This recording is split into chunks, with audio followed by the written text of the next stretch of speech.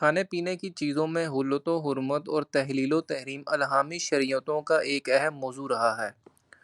قرآن حکیم میں بار بار ان مسائل پر بحث کی گئی ہے۔ یہ موضوع سورۃ البقرہ سے مسلسل چل رہا ہے۔ عربوں کے ہاں نسل در نسل رائج مشرکانہ اوہام کی وجہ سے بہت سی چیزوں کے بارے میں حلت و حرمت کے غلط تصورات ذہنوں میں پختہ ہو چکے تھے۔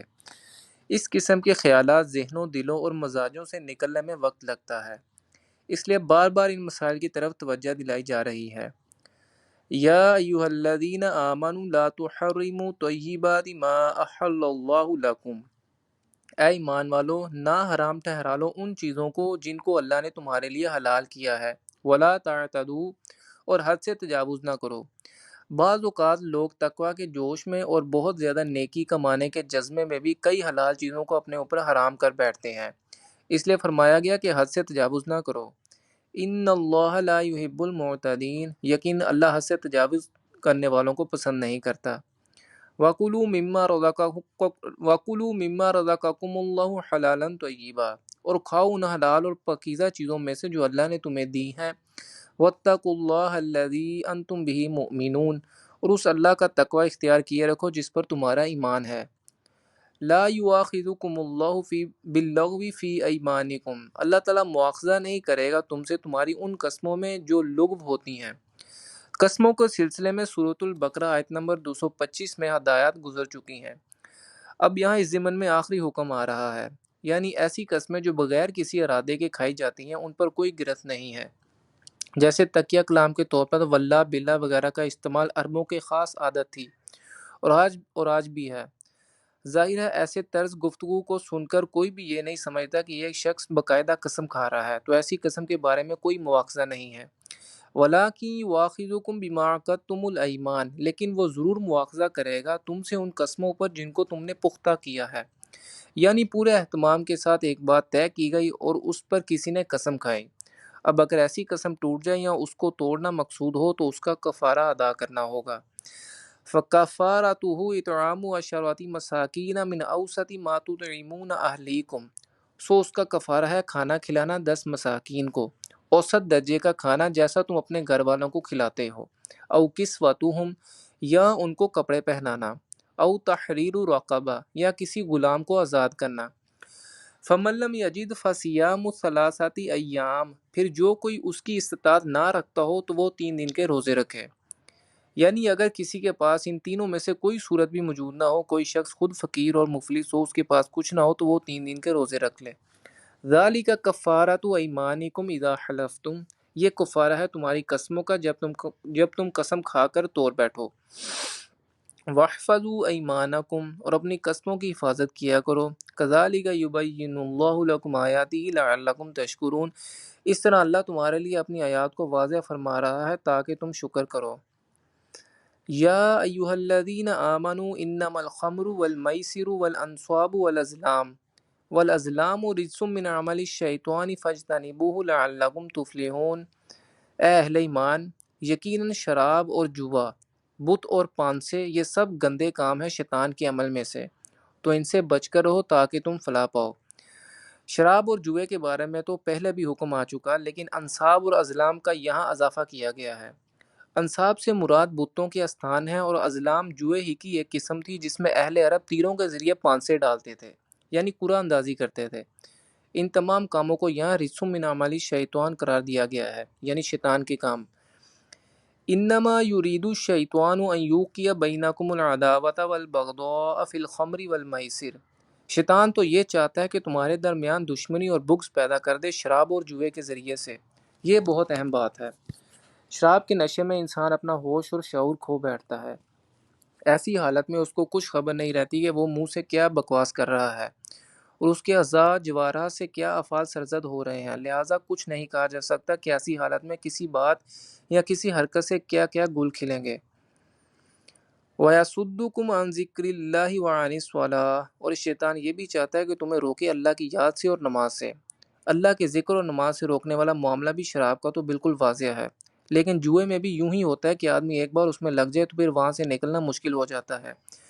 جیسا کہ تاش اور شطرنج وغیرہ بھی ایسے کہنا کہ ان میں مشغول ہو کر انسان ذکر اور نماز جیسی چیزوں سے بالکل غافل ہو جاتا ہے۔ فہل انتم منتہون، تو اب باز آتے ہو یا نہیں۔ یہ انداز بہت سخت ہے، اور اس کا ایک خاص پس منظر ہے۔ شراب اور جوئے کے بارے میں ایک واضح ہدایت قبل ازیں آ چکی ہے۔ ان دونوں کے اندر بہت بڑے گناہ کے پہلو ہیں، اور لوگوں کے لیے کچھ فائدے بھی ہیں، البتہ ان کا گناہ کا پہلو نفع کے پہلو سے بڑا ہے۔ تو اسی وقت تمہیں سمجھ لینا چاہیے تھا اور باز آ جانا چاہیے تھا۔ اس پہلے حکم میں اللہ تعالیٰ کی مصلحت، مشیت اور شریعت کا رخ تو واضح ہو گیا تھا۔ پھر اگلا قدم اٹھایا گیا اور حکم دیا گیا، جب تم لوگ شراب کے نشے میں ہو تو نماز کے قریب مت جاؤ۔ سورۃ النساء آیت نمبر 43۔ اس سے تو پورے طور پر واضح ہو جانا چاہیے تھا کہ دین کا اہم ترین ستون نماز ہے، اور یہ شراب نماز سے روک رہی ہے، تو تمہیں یہ چھوڑ دینی چاہیے تھی۔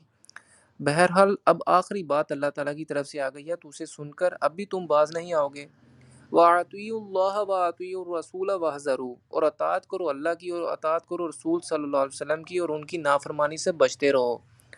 فَإِن تَوَلَّيْتُمْ فَاعْلَمُوا أَنَّمَا عَلَىٰ رَسُولِنَا الْبَلَاغُ الْمُبِينُ، پھر اگر تم پیٹھ موڑ لو گے تو جان لو کہ ہمارے رسول صلی اللہ علیہ وسلم پر تو ذمہ داری ہے بس صاف صاف پہنچا دینے کی۔ یہ اللہ کا حکم ہے، اللہ کا حکم پہنچانا رسول صلی اللہ علیہ وسلم کی ذمہ تھا، تو رسول صلی اللہ علیہ وسلم نے پہنچا کر اپنی ذمہ داری ادا کر دی۔ اب معاملہ اللہ اور تمہارا ہے، اب تم سے حساب لے گا اللہ۔ اب جو اگلی آیت آ رہی ہے، یہ بھی قرآن مجید کے فلسفہ اور حکمت کے ضمن میں بہت بنیادی آیت ہے۔ اس کا پس منظر یہ ہے کہ جب شراب کے بارے میں اتنا سخت انداز آیا کہ شراب اور جوا گندے شیطانی کام ہیں، ان سے باز آتے ہوں یا نہیں، تو بہت سے مسلمانوں کو تشویش لاحق ہو گئی کہ ہم جو اتنا عرصے تک شراب پیتے رہے، تو یہ گندگی تو ہمارے ہڈیوں میں بیٹھ گئی ہوگی۔ اس کو واضح کیا جا رہا ہے، وَمَا كَانَ اللَّهُ لِيُضِيعَ إِيمَانَكُمْ، اللہ تمہارے ایمان کو ضائع کرنے والا نہیں ہے۔ ایسے ہی یہاں ان کے دل جوئی کے لیے فرمایا، لَيْسَ عَلَى الَّذِينَ آمَنُوا وَعَمِلُوا الصَّالِحَاتِ جُنَاحٌ فِيمَا طُعِمُوا، ان لوگوں پر جو ایمان لائے اور نیک عمل کیا کوئی گناہ نہیں ہے اس میں سے جو وہ پہلے کھا پی چکے۔ کسی شے کی حرمت کے قطعی حکم آنے سے پہلے جو کچھ کھایا پیا اس کا کوئی گناہ ان پر نہیں رہے گا۔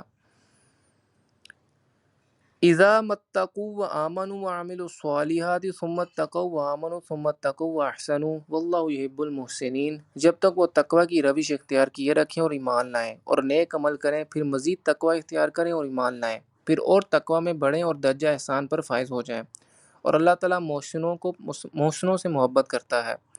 یہ دراصل 3 درجے ہیں۔ پہلا درجہ اسلام ہے، یعنی اللہ کو مان لیا، رسول صلی اللہ علیہ وسلم کو مان لیا اور اس کے احکام پر چل پڑے۔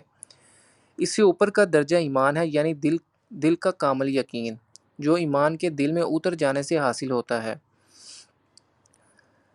اعمال میں ایک نئی شان پیدا ہو جائے گی، زندگی کے اندر ایک نیا رنگ آ جائے گا جو کہ خالص اللہ کا رنگ ہوگا۔ یہ کہ تو اللہ کی عبادت اس طرح کرے کہ گویا تو اسے دیکھ رہا ہے، اور اگر تو اسے نہیں دیکھ رہا، یہ کیفیت اگر پیدا نہیں ہو رہی تو پھر یہ کیفیت تو پیدا ہونی چاہیے کہ وہ تجھے دیکھتا ہے۔ یہ احسان کا درجہ ہے، یعنی تم اللہ کی بندگی کرو، اللہ کے لیے جہاد کرو، اس کی راہ میں بھاگ دوڑ کرو، اور اس میں تقوی کی کیفیت ایسی ہو جائے کہ جیسا تم اللہ کو اپنی آنکھوں سے دیکھ رہے ہو۔ احسان کی یہ تعریف حدیث جبرائیل علیہ السلام میں موجود ہے۔ حضرت جبرائیل علیہ السلام انسانی شکل میں حضور صلی اللہ علیہ وسلم کے پاس آئے۔ صحابہ رضوان اللہ علیہم اجمعین کا مجمع تھا، وہاں انہوں نے کچھ سوالات کیے۔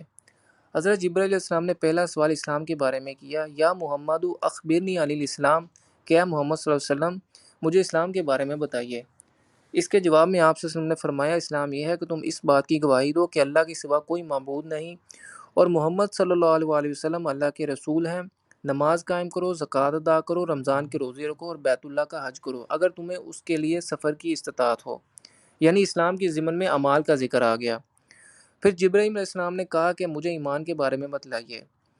اس پر آپ صلی اللہ علیہ وسلم نے فرمایا کہ یہ کہ تم ایمان لاؤ اللہ پر، اس کے فرشتوں پر، اس کی کتابوں پر، اس کے رسولوں پر، یوم آخرت پر، اور تقدیر کی اچھائی اور برائی پر۔ اب یہاں یہ نقطہ غور طلب ہے کہ ایمان تو اسلام میں بھی موجود ہے، یعنی زبانی اور قانونی ایمان، لیکن دوسرے درجے میں ایمان کو اسلام سے علیحدہ کیا گیا اور اعمال صالحہ کا تعلق ایمان کے بجائے اسلام سے بتایا گیا ہے۔ اس لیے کہ جب ایمان دل میں اتر کر یقین کی صورت اختیار کر جائے تو پھر اعمال کا ذکر الگ سے کرنے کی ضرورت نہیں رہتی، خود بخود اعمال انسان کے درست ہونا شروع ہو جاتے ہیں۔ اس کے بعد حضرت جبرائیل علیہ السلام نے پوچھا کہ یا رسول اللہ صلی اللہ علیہ وسلم احسان کیا ہے، احسان کے بارے میں بتائیے۔ آپ صلی اللہ علیہ وسلم نے فرمایا، احسان یہ ہے کہ تم اللہ کی عبادت اس طرح کرو گویا کہ تم اسے دیکھ رہے ہو۔ آپ صلی اللہ علیہ وسلم کا یہ جواب 3 روایتوں میں 3 مختلف الفاظ میں نقل ہوا ہے۔ ان تعبد اللہ کانک تراہ، ان تخش اللہ تعالی کانک تراہ، ان تعمل للہ کانک تراہ۔ تینوں روایتوں میں یکساں ہے، یعنی ایک بندہ مومن اللہ کی بندگی، اللہ کی پرستش، اللہ کے لیے بھاگ دوڑ، اللہ کے لیے عمل، اللہ کے لیے جہاد ایسی کیفیت سے سرشار ہو کر رہا ہو گویا وہ اپنی آنکھوں سے اللہ کو دیکھ رہا ہے۔ تو جب اللہ سامنے ہوگا تو پھر کیسے کچھ ہمارے جذبات ابدیت ہوں گے، کیسی کیسی ہماری قلبی کیفیات ہوں گی۔ یہ کیفیت اس دنیا میں بھی حاصل ہو سکتی ہے، لیکن واقعتاً بہت کم لوگوں کو حاصل ہوتی ہے۔ چنانچہ اگر یہ کیفیت حاصل نہ ہو سکے تو احسان کا اس سے نچلا درجہ یہ بھی ہے، یعنی کم از کم یہ بات تو ہر وقت مستحضر رہے کہ اللہ مجھے دیکھ رہا ہے۔